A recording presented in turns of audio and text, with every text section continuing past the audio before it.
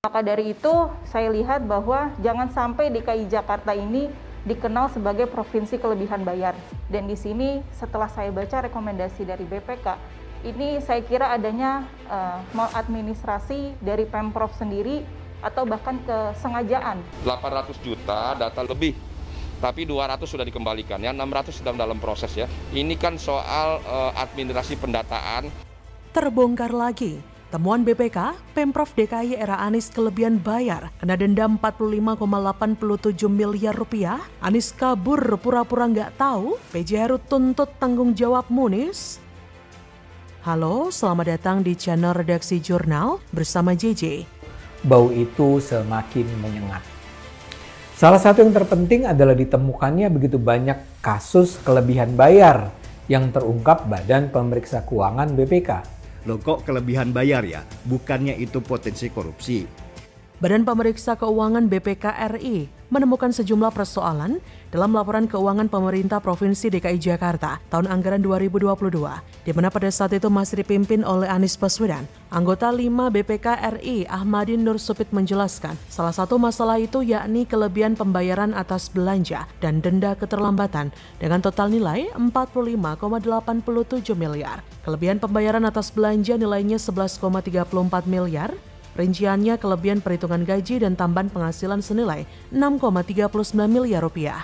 Kemudian kelebihan volume pengadaan barang jasa sebesar 4,06 miliar, serta kelebihan pembayaran belanja hibah dan bansos senilai 878 juta. Sementara itu denda keterlambatan nilainya 34,53 miliar.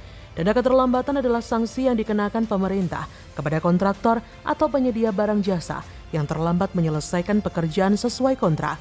Pemprov DKI semestinya menerima 34,53 miliar dari kontraktor atau penyedia barang jasa atas keterlambatan penyelesaian pekerjaan. Namun uang itu belum semuanya diterima Pemprov DKI sehingga menjadi temuan BPK. Persoalan kedua yaitu bantuan sosial Kartu Jakarta Pintar KJP Plus dan Kartu Jakarta Mahasiswa Unggul KJMU senilai 197,55 miliar yang belum disalurkan. Sementara itu bansos pemenuhan kebutuhan dasar senilai 15,18 miliar tak sesuai ketentuan. Ahmadi menyebutkan persoalan selanjutnya, Pemprov DKI era Anies dinilai belum tertib terkait penata usahaan penyerahan dan pencatatan aset berupa fasilitas sosial dan fasilitas umum. Ada 2 bidang lahan fasilitas sosial atau fasilitas umum yang telah diterima dari pemegang surat izin penguasaan penggunaan tanah atau SIPPT senilai 17,72 miliar yang masih dalam sengketa. Kemudian, penerimaan aset fasilitas sosial atau fasilitas umum belum dilaporkan oleh wali kota kepada Badan Pengelola Aset Daerah BPAD. Lalu ada pula aset fasilitas sosial, fasilitas umum yang dikuasai atau digunakan pihak lain tanpa perjanjian. Meski demikian, laporan keuangan Pemprov DKI 2022 nyatanya memperoleh opini wajar tanpa pengecualian atau WTP dari BPK. Lucu bukan?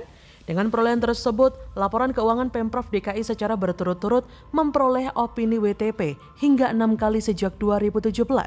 Bahkan temuan BPK yang paling parah, Pemprov DKI era Anies melakukan kelebihan pembayaran gaji dan tunjangan kinerja daerah TKD atau tambahan penghasilan pegawai TPP pada tahun anggaran 2020 senilai 862 juta rupiah, hampir 1 miliar. Anies kala itu beralasan, kelebihan bayar gaji PNS itu karena masalah pendataan antara pegawai yang pensiun, meninggal dan yang masih aktif. Menurutnya, kelebihan bayar ini tidak ada masalah.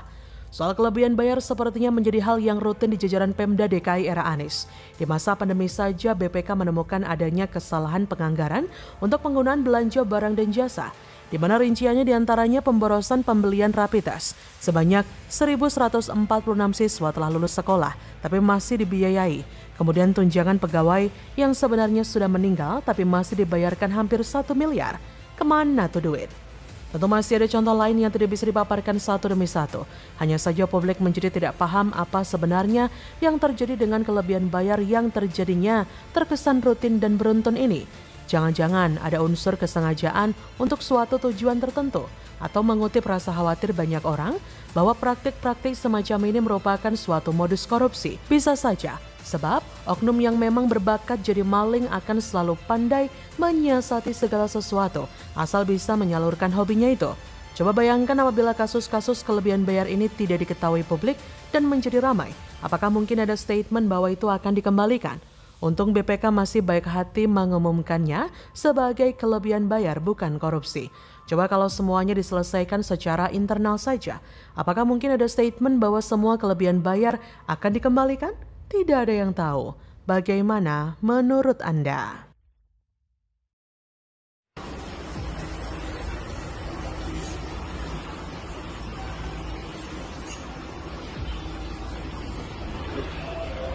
Ngakak, niat mau sindir pemerintah soal kemacetan, Anies pencitraan naik MRT, malah dicuekin penumpang lain?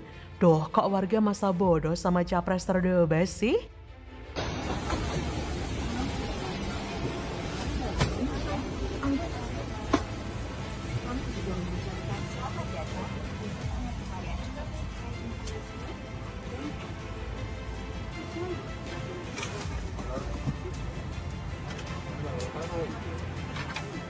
Itu kenyataannya ya, pahit sangat drone.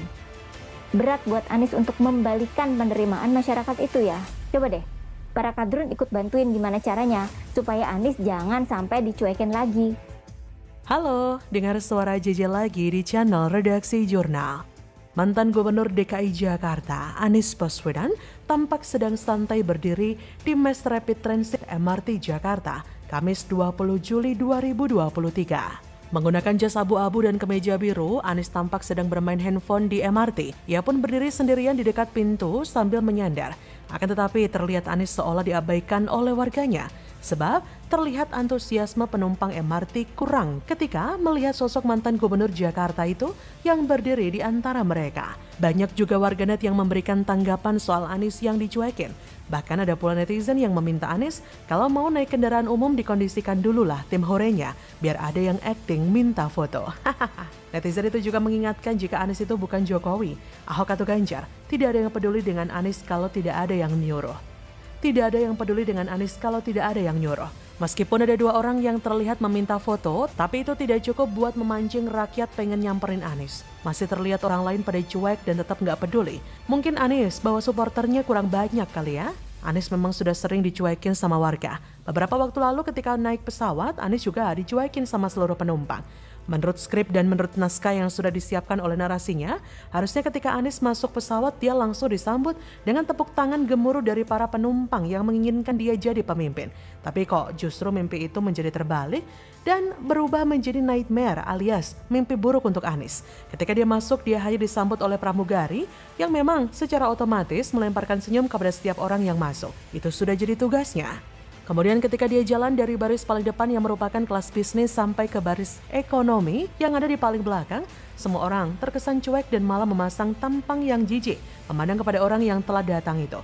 Mau jadi presiden tapi kok paling terakhir masuk untuk cari narasi nggak jelas. Akhirnya drama yang sudah disiapkan gagal dan tak sesuai dengan ekspektasi daripada sutradara. Ia pun akhirnya harus tetap maju dan menahan malu sambil menundukkan kepala dan hanya disambut oleh satu atau dua orang saja yang mungkin memang kemakan hoax bahwa dia membagusi Jakarta. Bukan cuma itu saja, ada satu lagi lokasi yang membuktikan kekalannya, yaitu ketika Anies pergi ke Pasar Solo beberapa waktu lalu. Anies ke Solo dalam rangka menghadiri pernikahan anak temannya. Yang gak bikin Anies senang adalah dicuekin, seperti yang terjadi di pesawat, terjadi juga di Solo. Ketika Anies mengunjungi Pasar Gede Solo, yang menyapa cuma satu, yang minta foto cuma satu. Itu plus penjual yang berinteraksi dengan Anies. Yang lain mah cuek, gak peduli sama dia. Gak ada yang mengeluh-ngeluhkan sambil meneriaki Anies presiden. Masing-masing warga terlihat cuek, sibuk dengan urusan masing-masing. Bahkan ada yang tidak mau melihat ke arah Anies. Gak enak bener ya? Lalu bocor juga video yang katanya di sebuah hotel di Solo, di mana Anies juga tidak dikejar-kejar massa. Nah dia yang foto-foto sendiri. Itu ya potret sebenarnya penerimaan masyarakat kepada Anies seperti halnya di Jakarta. Bahkan ketika dulu Anies masih jabat sebagai gubernur, beberapa kali terekam cueknya warga kepada kehadiran Anies. Di jalan, di jembatan, di KRL, itulah kenyataannya. Pahit sangat drone-drone, berat buat Anies untuk membalikan penerimaan masyarakat. Coba deh para kadrun ikut bantuin gimana caranya supaya Anies jangan sampai dicuekin lagi. Masa kalah sama menteri-menterinya Jokowi? Jadi bagaimana menurut Anda?